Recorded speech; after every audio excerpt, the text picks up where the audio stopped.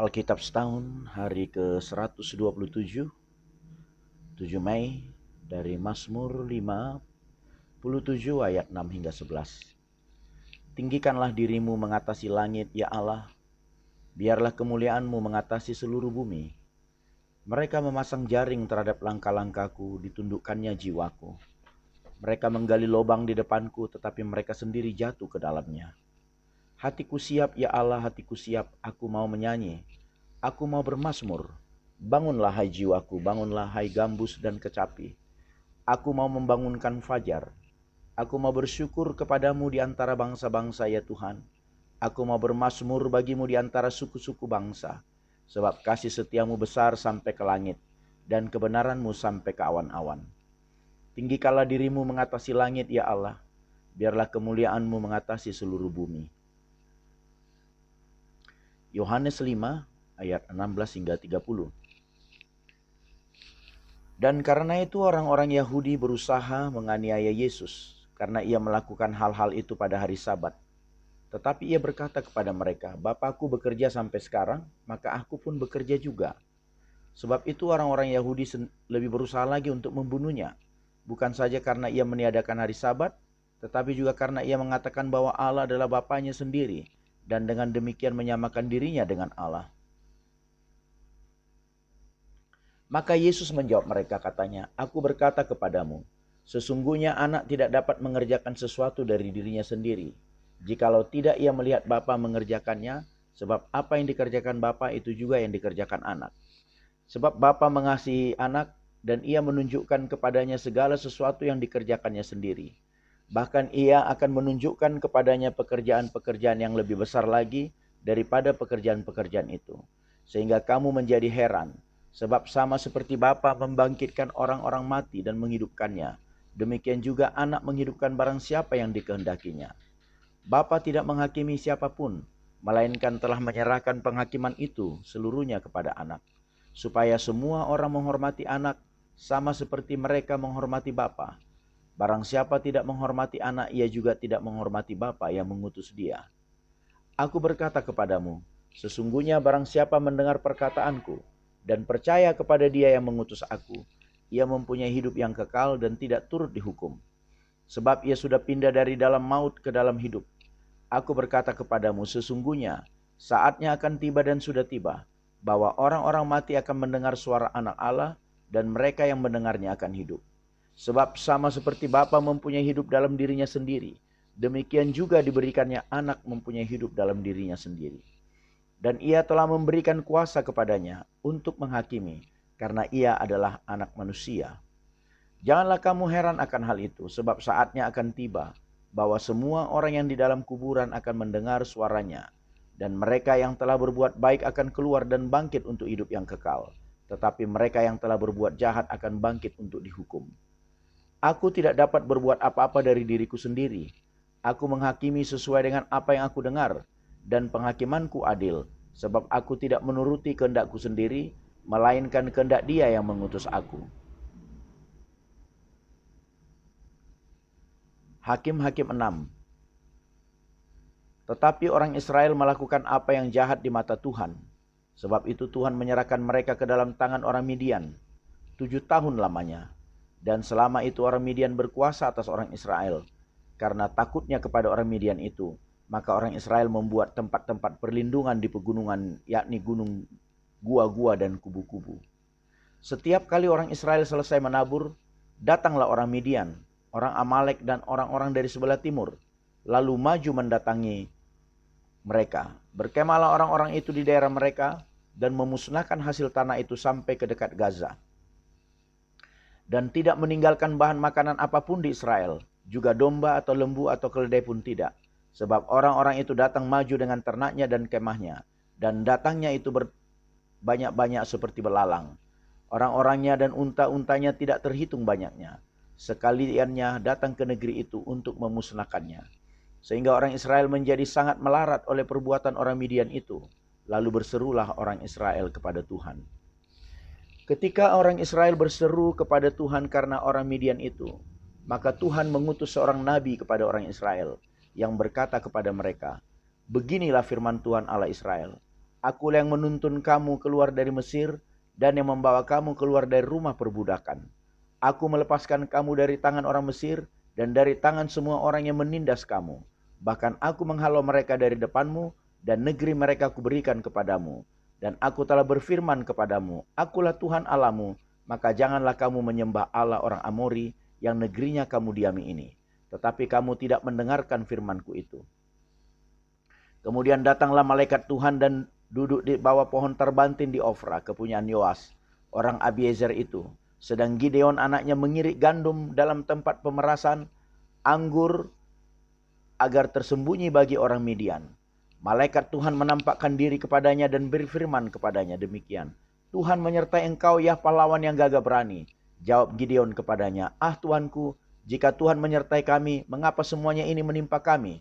Di manakah segala perbuatan-perbuatannya yang ajaib yang diceritakan oleh nenek moyang kami kepada kami? Ketika mereka berkata, bukankah Tuhan telah menuntun kita keluar dari Mesir? Tetapi sekarang Tuhan membuang kami dan menyerahkan kami ke dalam cengkraman orang Midian. Lalu berpalinglah Tuhan kepadanya dan berfirman, pergilah dengan kekuatanmu ini dan selamatkanlah orang Israel dari cengkraman orang Midian. Bukankah aku mengutus engkau? Tetapi jawabnya kepadanya, Tuhanku, dengan apakah akan kuselamatkan orang Israel?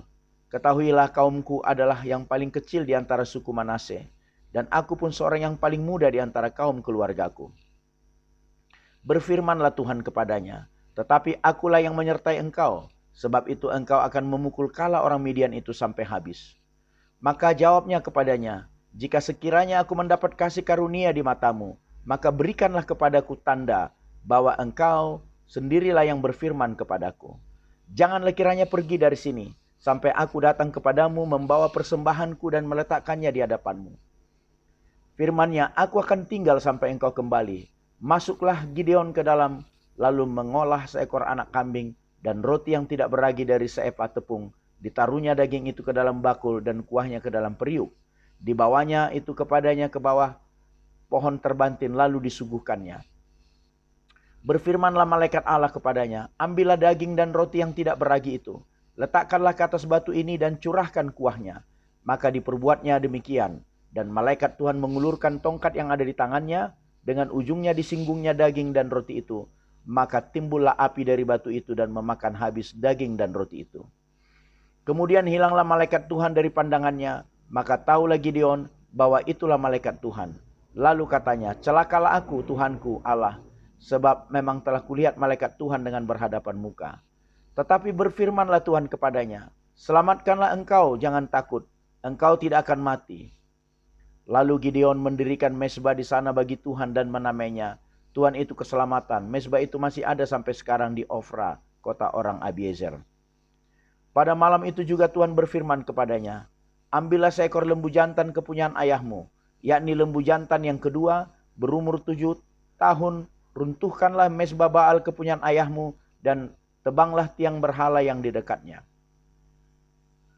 Kemudian didirikanlah mezbah bagi Tuhan Allahmu di atas kubu pertahanan ini dengan disusun baik. Lalu ambillah lembu jantan yang kedua dan persembahkanlah korban bakaran dengan kayu tiang berhala yang akan kau tebang itu. Kemudian Gideon membawa 10 orang hambanya dan diperbuatnyalah seperti yang diperintahkan Tuhan kepadanya.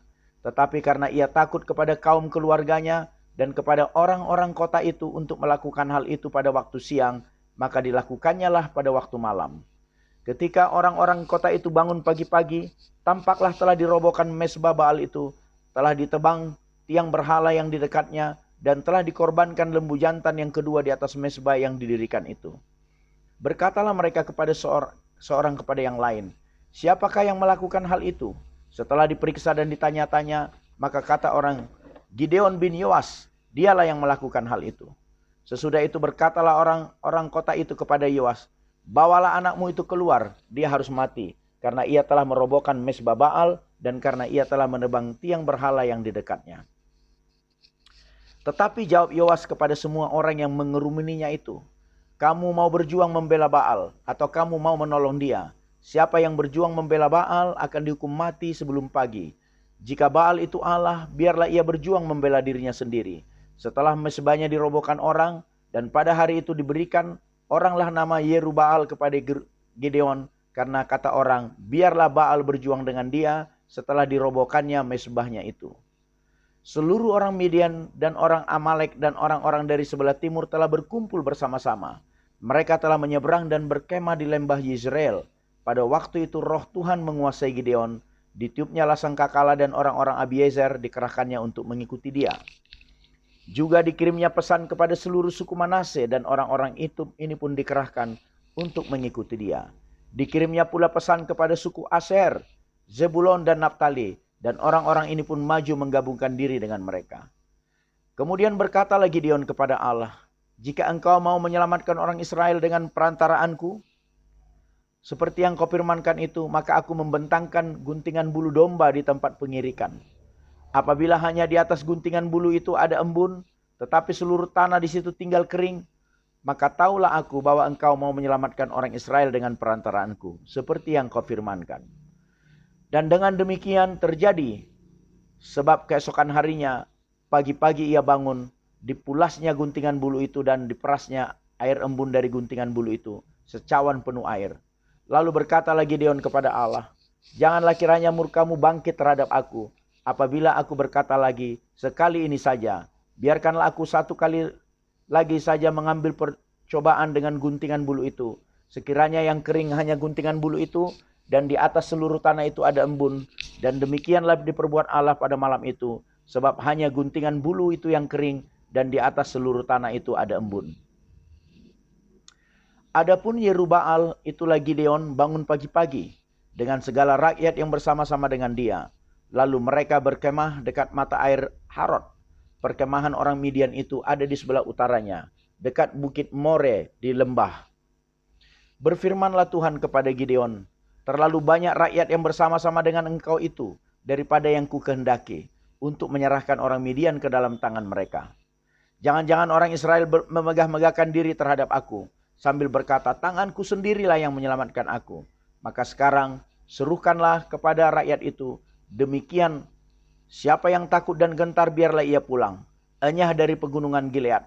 Lalu pulanglah 22.000 orang dari rakyat itu, dan tinggallah 10.000 orang. Tetapi Tuhan berfirman kepada Gideon, masih terlalu banyak rakyat, suruhlah mereka turun minum air, maka aku akan menyaring mereka bagimu di sana. Siapa yang kupirmankan kepadamu, inilah orang yang akan pergi bersama-sama dengan engkau. Dialah yang akan pergi bersama-sama dengan engkau. Tetapi barang siapa yang kupirmankan kepadamu, inilah orang yang tidak akan pergi bersama-sama dengan engkau. Dialah yang tidak akan pergi.